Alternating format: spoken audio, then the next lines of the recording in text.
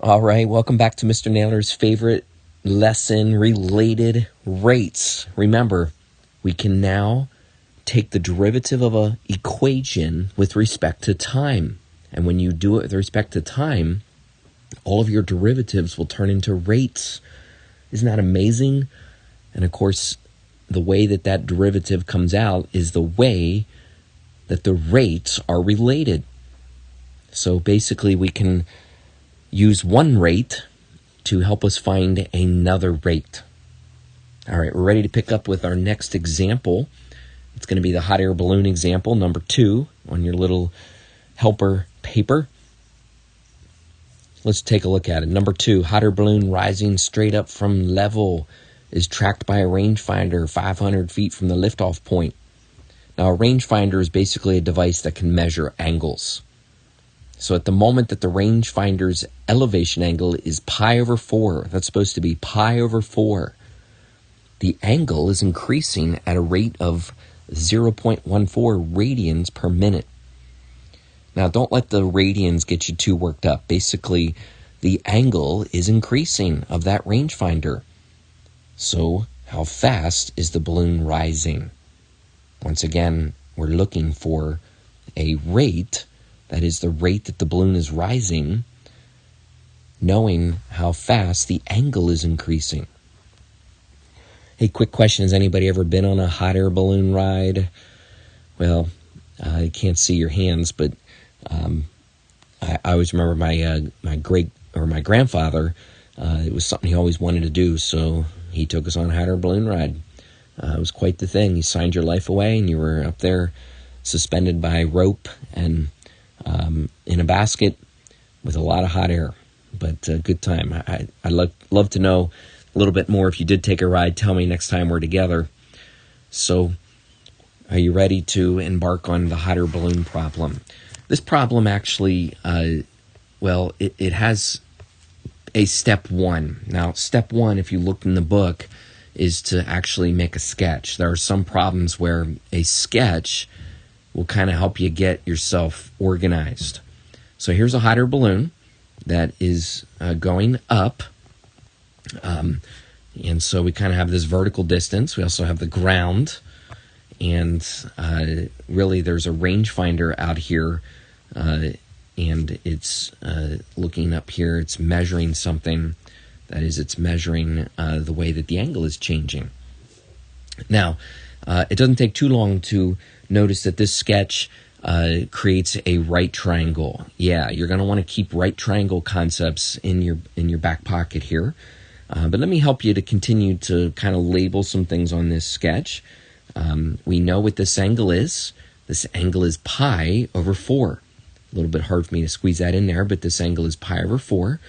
Because we kind of have like horizontal and vertical parts of this triangle, would you agree that we could label this distance, that is this distance on the ground, as an x distance to be 500? Perhaps it's worth noting that the y distance, that is the height of the balloon, it's not known. So I'm going to go ahead and put a variable in there, again, the variable y for that vertical distance. Now, technically, that's step 1, but to be honest, it kind of blends in with step 2. And if you're like, what's step 2? It's to continue to kind of organize your information as calculus values. Listen, that is code for trying to start to get more comfortable with dt. Now, what does that mean? It means that there's a rate. There's a rate. If you look carefully in here, it's that 0.14. What is 0.14? If we were in class, I would have you guys tell your neighbor to try to label 0.14. What do I mean, try to label? Well, it's the way that the angle theta is changing. How do you describe a changing angle? Are you ready to do it? It's using d theta, right? That's the change in the angle over dt. d theta dt equals 0.14. Okay, we just labeled that rate correctly using dt, using the change in time.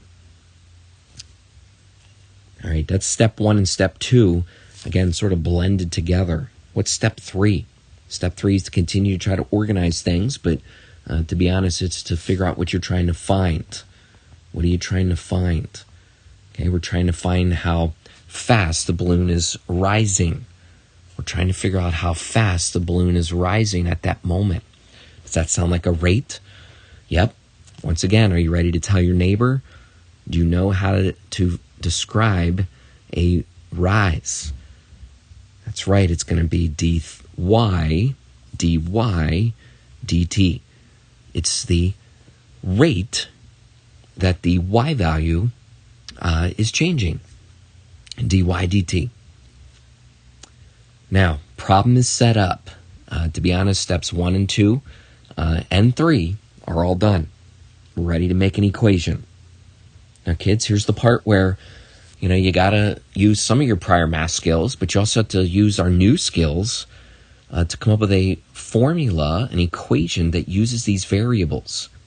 What variables? Well, look at them with me. We got an x, we got a y, we got a theta.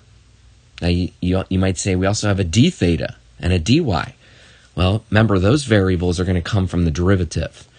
So we kind of want to look over here at these original variables. We want to think what kind of formula uses x and y and right triangles. Now, if we were in class, it may be possible that somebody might volunteer the Pythagorean theorem. Well, the Pythagorean theorem definitely uses x and y, and it involves right triangles. But the problem is it uses the hypotenuse, and if you look over this problem, you really should say that we know nothing about the hypotenuse. The other problem with the Pythagorean theorem is it doesn't use theta. And since it doesn't use theta, we're not going to use it. Okay, it's not going to help with this problem. So what formula from your math knowledge uses x and y and theta? I think I hear something that sounds like that Sokotoa drum. Boom, boom, boom, boom, boom, boom, boom, boom. That's right. It is the tangent. The tangent formula of theta, the tangent of theta, equals y over x. Now, listen, that's the formula that we're going to derive. That's the formula that we're going to take the derivative of with respect to time. What's that, you say? There is a static value. There's a number in this problem that's not going to change. Well, if you look carefully at your sketch, you are correct. X equaling 500, well, is always going to be that length. In other words, we're going to plug 500 into this formula pre-derivative. We're going to plug it in pre-derivative because, again, it is not going to change. It's a static number. The other nice thing about plugging 500 in is it allows us to sort of look a little bit into the future here. That is, realize that we're going to try to find dy dt. And if I look at my formula, I realize that that's going to come from this variable y. And that 500 that's under the variable y, well, it would fit a lot better on this side of the equation. In other words, I can do some algebra. I can rearrange this equation before I do the derivative. Do you want to do the derivative of a fraction, or do you want to do the derivative of a coefficient? Okay, well, if you rearrange the equation, you're going to be able to do it of a coefficient. Okay, in other words, 500 is just going to come along for the ride. Now we're ready to do the derivative of tangent. Well, the derivative of tangent, remember you rattled it off to me, is secant squared. Now here's the thing, it's secant squared, leave the inside alone. That's correct, you're going to still get theta. Then you're going to do the derivative of the inside, and you're going to get your d theta. Now look carefully at this, because this is kind of new. We ended up, it's not really new. We used the chain rule, but we used the chain rule in a new kind of equation, on a trig equation. Again, we left the theta, the inside alone, and then we did the derivative of theta to be d theta dt. Now, kids, when you do the derivative of y, you're just going to get dy dt. So, nothing real fancy there, except to realize that you get dy dt. Now, you're going to start to learn that if you do these problems correctly, there is a place for everything and everything in its place. In other words, there's going to be something for me to substitute in for theta. What am I going to substitute in for theta? Remember, it's pi over 4, because pi over 4 is the value of theta at the moment that this measurement is happening. So I have something to plug in there. Well, I'm also going to have something to plug in for d theta. Yep, d theta is that 0.14 number.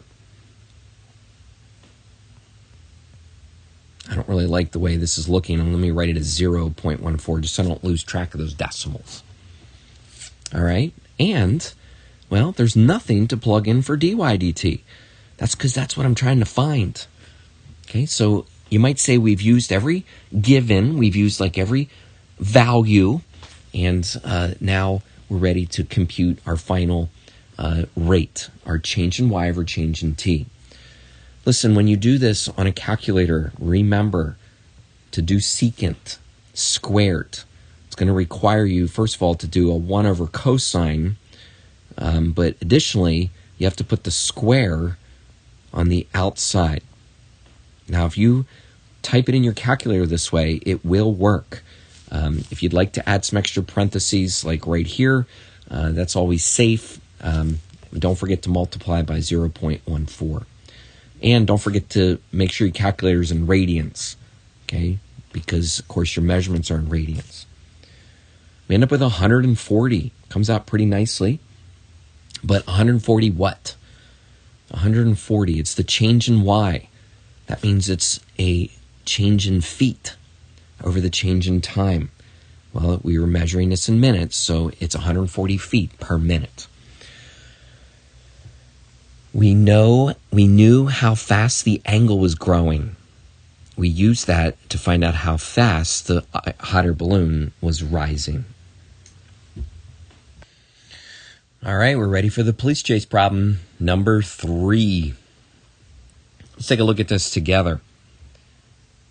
Police cruiser approaching right-angled intersection from the north, chasing a speeding car that has turned the corner, is now moving straight east.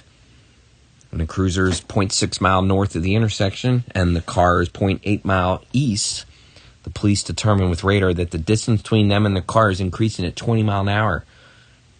If the cruiser is moving at 60 mile an hour, at the instant of measurement, what is the speed of the car?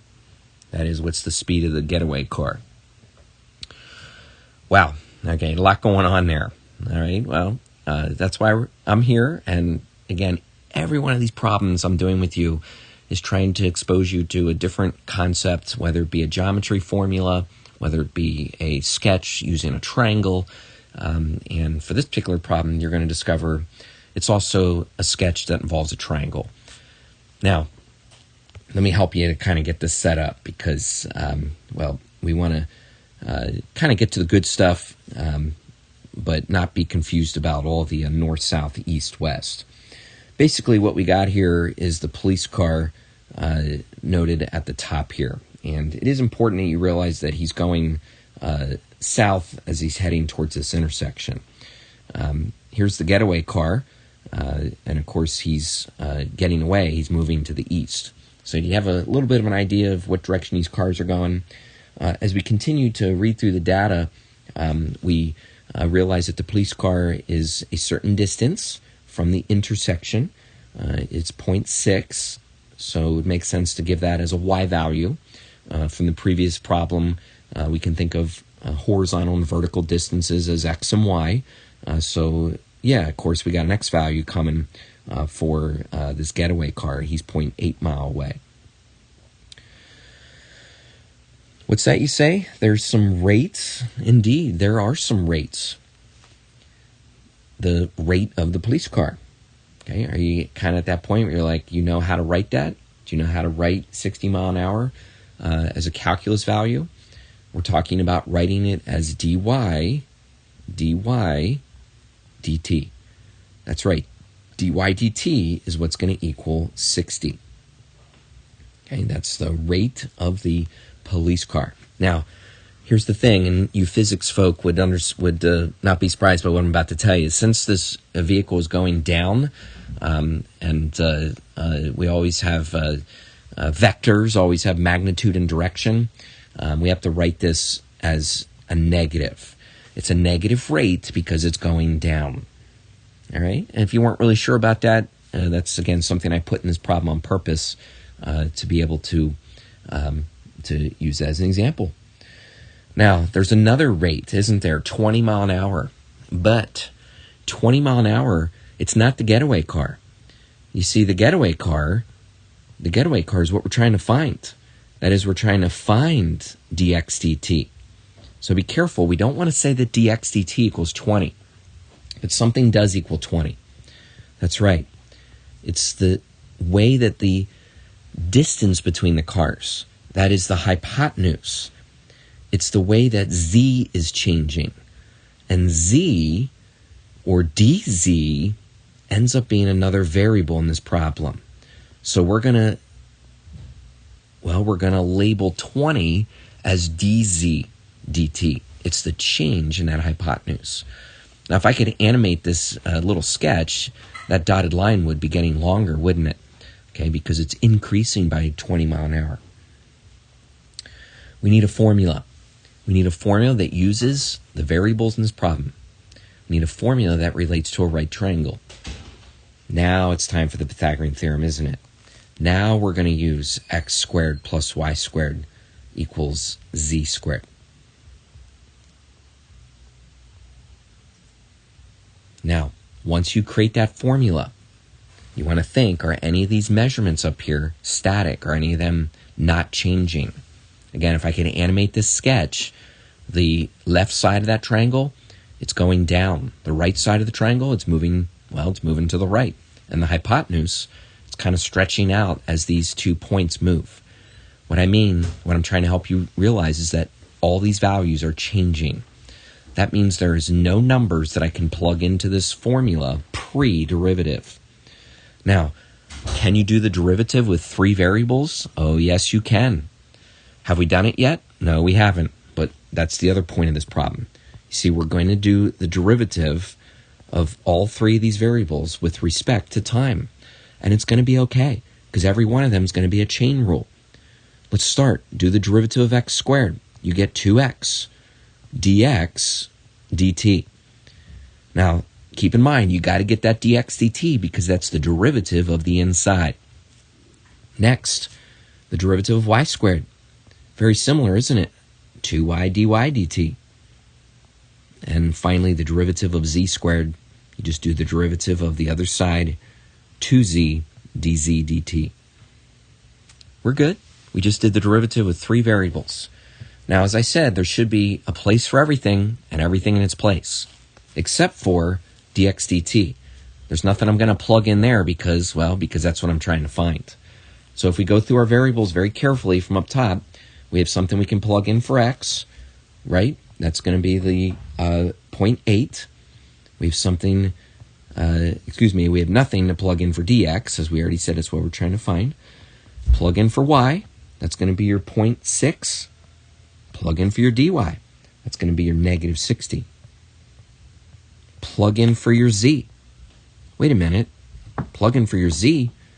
I don't feel like I have anything to plug in for z. Now, I'm also running out of space, so I need to make this a little bit smaller. So let me squeeze this in a little better. Now, back to what I was trying to point out, plug in for z. Wait a minute, I don't think I have anything to plug in for z. But I do have something to plug in for dz, so just to make sure we don't confuse that, we'll plug a 20 in there. Well, this brings up the other point of this problem. And the other point is that we need to actually find one of these values. Yes, based on what we're given, based on kind of the original sketch up here, we need to find z. And where do we find it? Well, we got to do a little extra thinking for a problem like this. The thinking that we're going to do is to think about the Pythagorean theorem, but not with the derivative, just thinking about finding that measurement. When x is 0.8, when y is 0.6, the question is, what is z? Well, the answer is, again, Pythagorean theorem. I just want to make sure you realize that we're not doing the derivative. Well, it turns out that these numbers, they're kind of textbook numbers. which means that they're meant to work out nicely, you see z equals 1. That is 1 mile perfectly. So when I discover that z equals 1, I can certainly put it up here in my sketch if I want, but most importantly, we're going to put it into our derivative for the z value. And we got ourselves a pretty neat little problem here. Basically, we're going to be able to do some algebra to solve this thing for dx. We got some time, so we can kind of show another step here, do a little simplifying, multiply some numbers together, and you can probably see at this point that we're going to add 72 and then divide by 1.6. We end up getting dx dt to be 70. Now remember, that's a rate. Probably makes good sense for this problem because it's the miles per hour rate of that car. Well, guess what?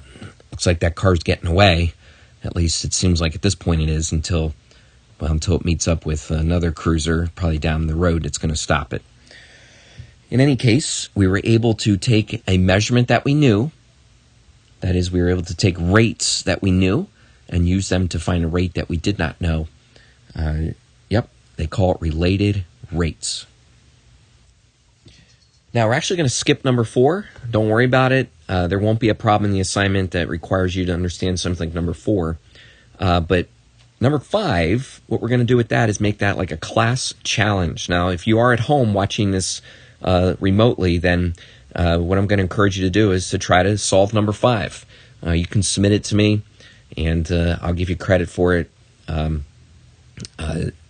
exactly like I would have done in class. Although the students in class, they're going to see if they can get this problem worked out together, and if they do, they'll get some bonus points. But it's a good problem. It's a good problem because it's going to make you think about one new idea. I'm not going to tell you what it is, but you can still use the steps that we've walked through. Probably make a little sketch, get some numbers organized, eventually come up with a formula, and you guessed it, you're going to do the derivative. But you're going to do the derivative with respect to time, and that's, I'm almost saying too much, but that's the interesting part of this problem. All right? That concludes related rates. Once you finish up number 5, it's time to get looking at that assignment.